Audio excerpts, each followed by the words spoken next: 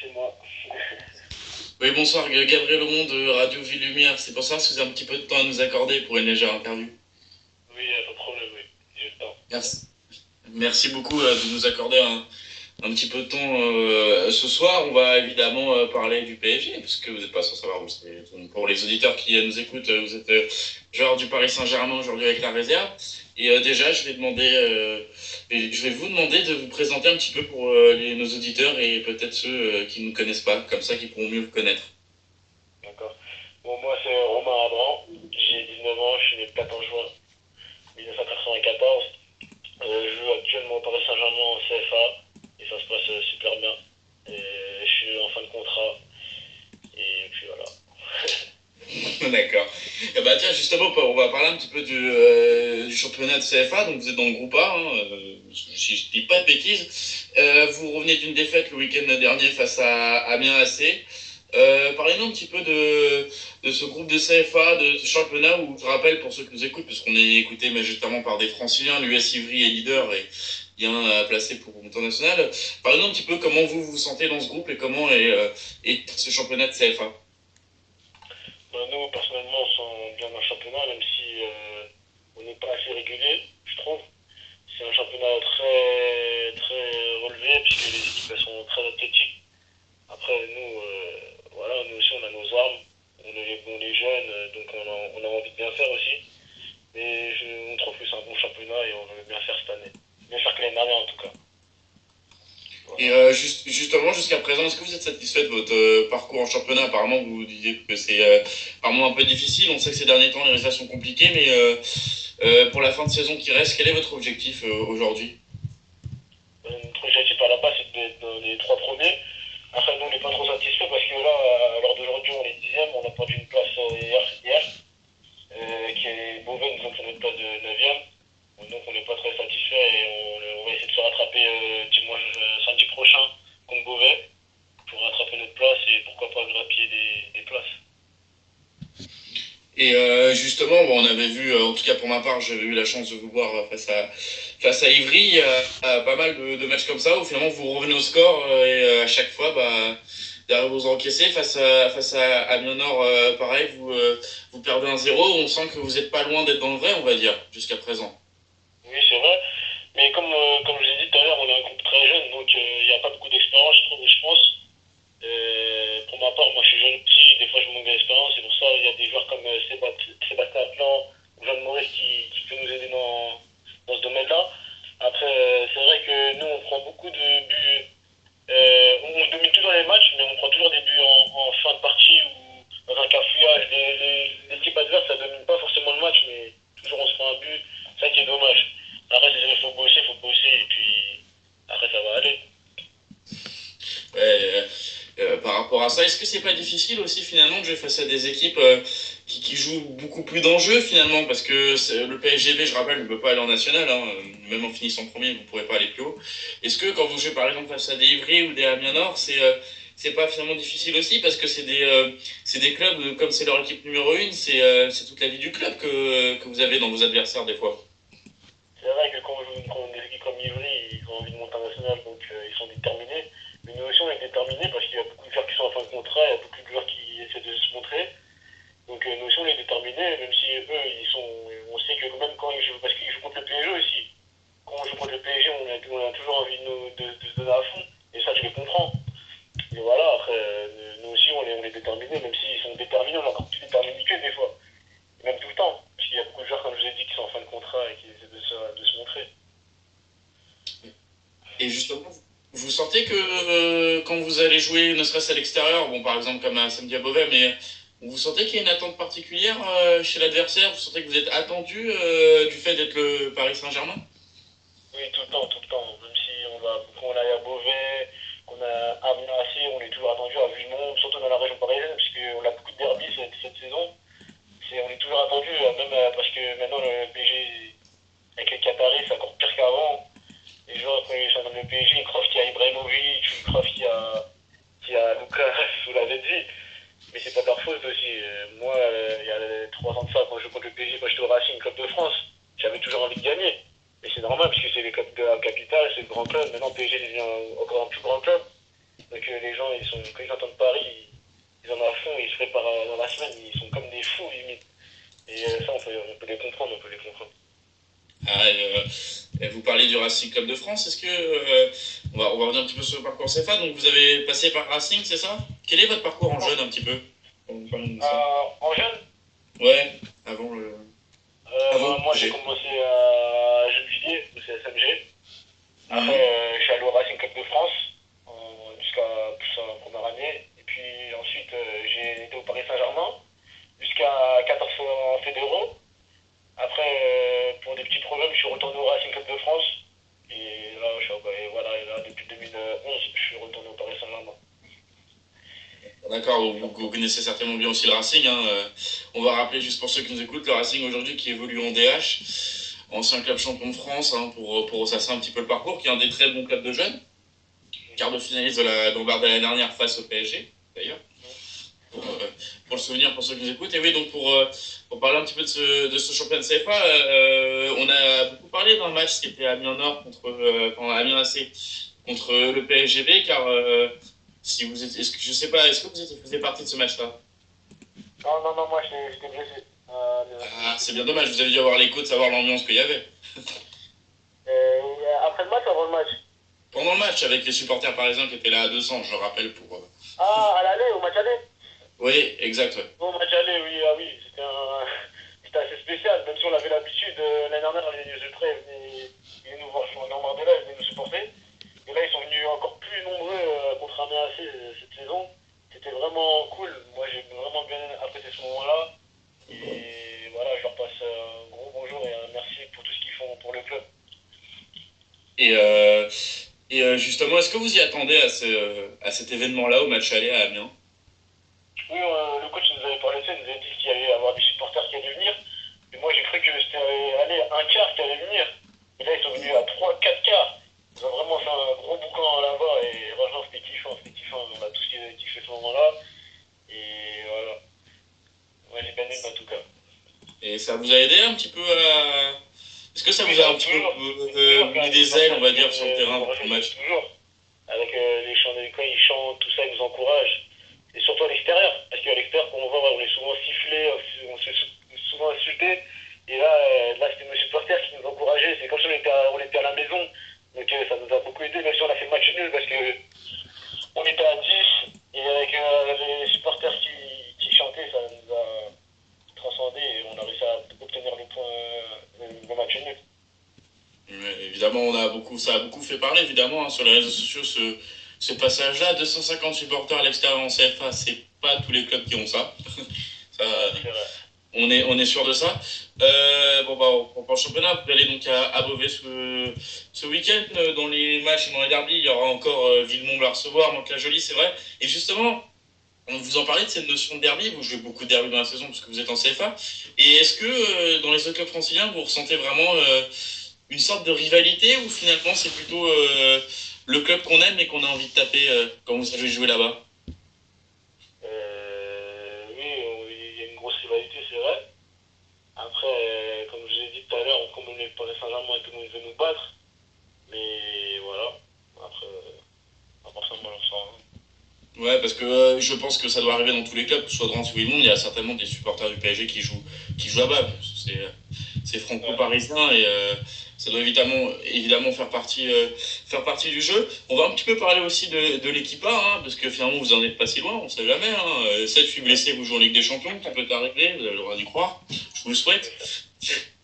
Et justement, comment vous voyez l'équipe A du PSG aujourd'hui? Est-ce que vous êtes comme tout le monde finalement, ce qui serait logique, à penser que c'est tout simplement monstrueux? Ouais, ils sont monstrueux.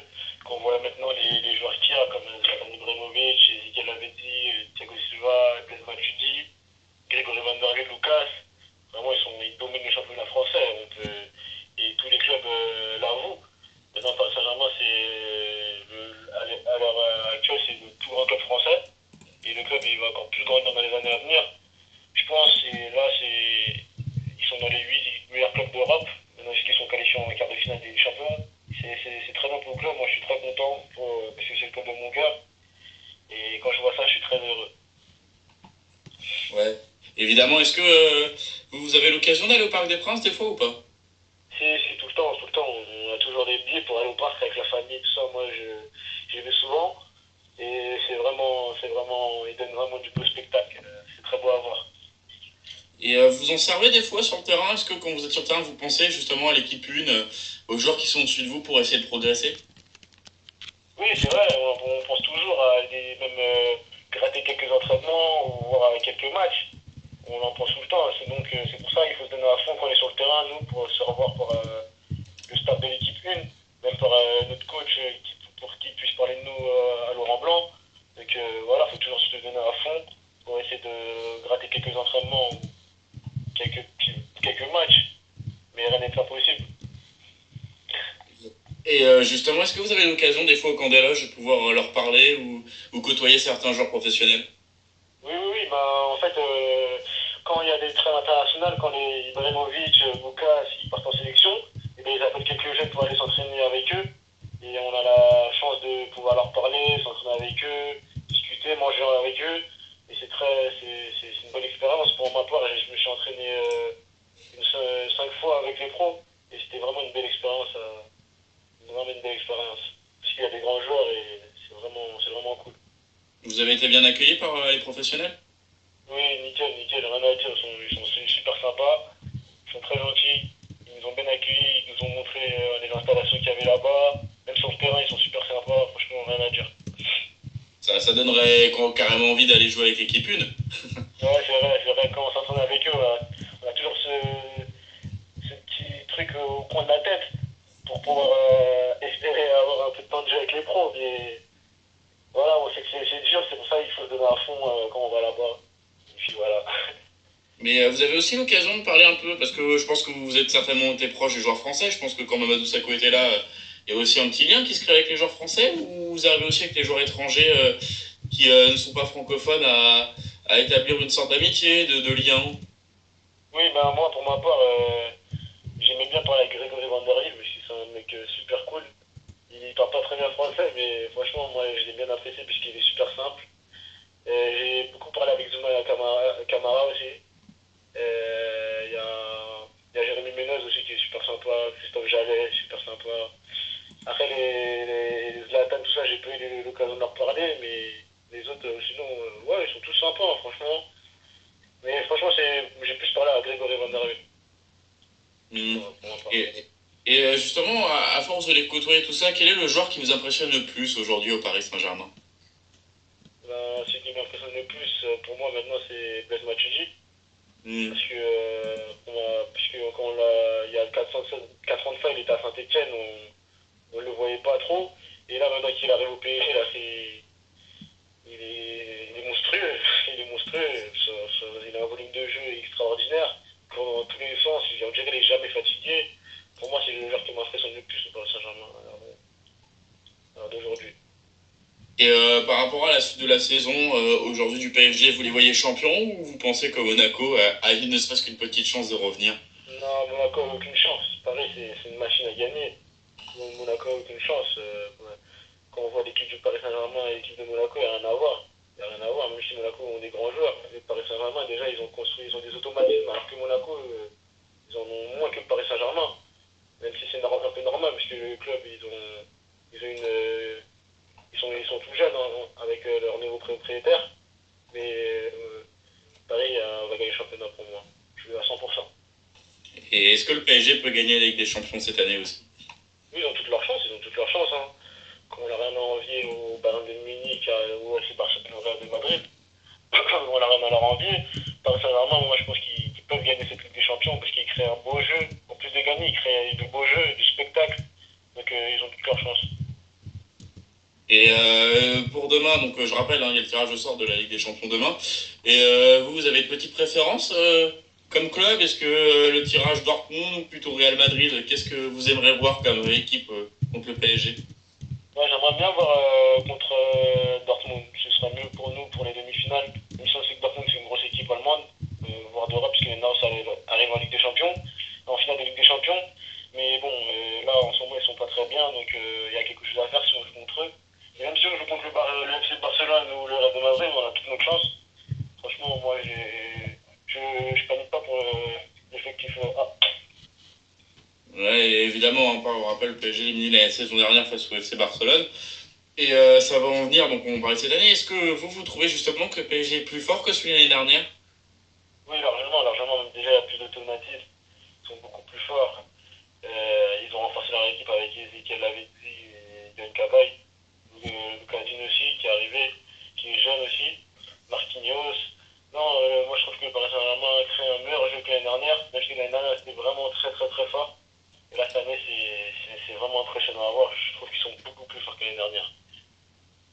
Et justement, bon, on sait qu'il y a la route qui va amener au mondial. Vous parliez tout à l'heure de Blaise Matuidi.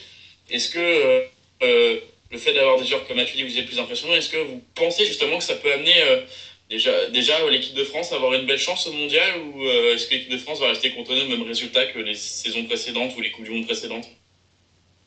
Non, déjà, je sens qu'ils vont mieux faire qu'en 2010. Déjà, ils vont mieux faire, j'en suis sûr et certain. Alors, on espère, hein. Non, on espère. On est tous derrière eux de toute façon. Et avec les jeunes qui ont la nouvelle génération, avec Paul Pogba, Blaise Matuidi, Karim Benzema, et j'en passe encore, Raphaël Varane, je pense qu'ils vont faire. Je les sens bien, moi, cette année, pour la Coupe du Monde, je les sens bien. On n'a rien à envier aussi aux Brésiliens ou aux Italiens. On n'a rien à envier, on a une grosse équipe, on a pu le voir contre l'Hollande, on les a mangés. Et je pense que on pourra aller très très loin en Coupe du Monde s'ils croient en eux. Et justement, on vous parlait de Pogba et Varane, c'est des joueurs qui, on rappelle, très jeunes, ont été mis devant.